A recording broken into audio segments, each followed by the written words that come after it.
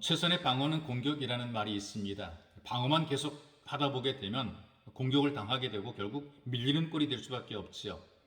우리 하나님께서 우리를 방어해 주시고 우리를 보호해 주십니다. 그러나 거기서 멈추는 것이 아니라 우리로 하여금 적극적으로 믿음을 지키고 성공적인 삶을 살 수 있도록 도전하게 하십니다.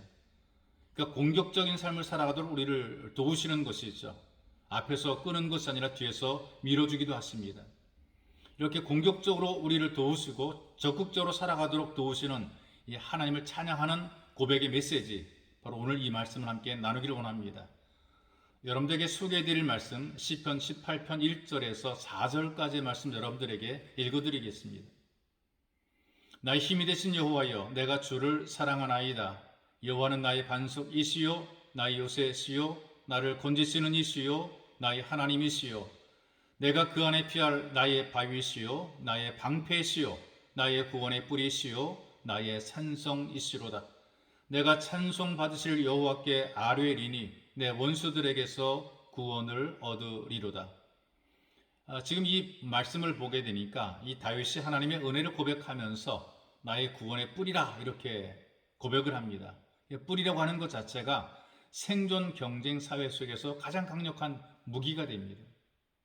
특별히 그 야생의 세계에서 이 뿔이 무디거나 또는 뿔이 부러지게 되면 생존의 위협을 당하게 되어 있습니다. 그리고 늘 쫓기는 삶을 살아갈 수밖에 없어요. 이 뿔이라고 하는 것이 승리의 상징이고 또 구원의 상징이 되는 것이죠.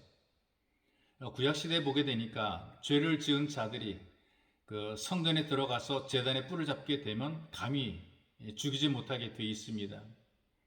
하나님이 공격자가 되어 주신다라고 하는 것은 적극적으로 보호해 주시고 우리를 방어해 주시는 것입니다. 믿는 자들로 하여금 더 나은 삶의 길로 살아갈 수 있도록 길을 열어 주시는 것이죠. 살 길을 열어주는 것입니다.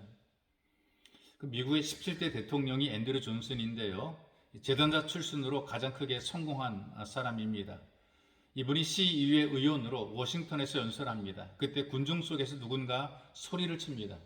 저런저런 양복쟁이 출신 주제에 그 말을 들은 이 존슨이 절대로 기죽지 않고 당당하게 대답합니다.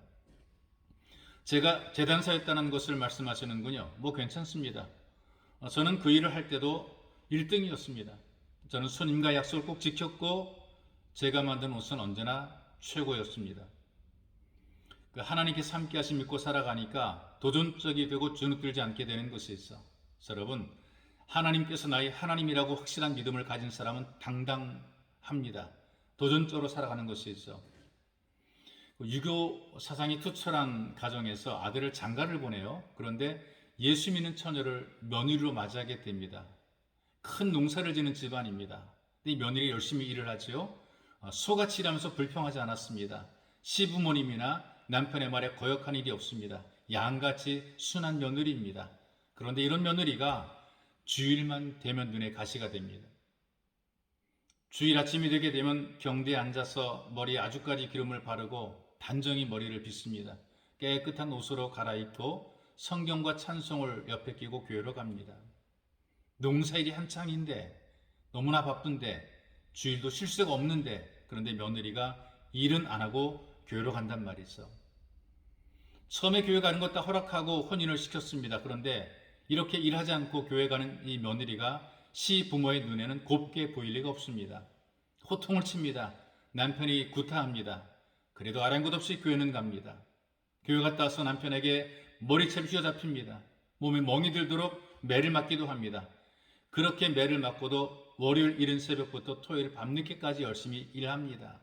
그리고 주일 되면 어김없이 머리 빗고 새 옷 입고 성경 들고 교회로 가는 것이죠. 너무나 분통이 터진 이 시댁에서 어느 주일 교회로 갔다 오는 이 며느리를 안 죽을 만큼만 때렸어요. 뜯어놓은 구들장 속에다가 이 며느리를 집어넣고 며느리를 덮어버리고 말았어요. 그리고 부엌 아궁이에 불을 지폈습니다. 고통을 주는 것이죠. 얼마 후에 구들장 들치고 며느리를 꺼내보니까 머리카락이 탔습니다. 얼굴과 손과 발에 심한 화상을 입었어요. 그래도 기도합니다.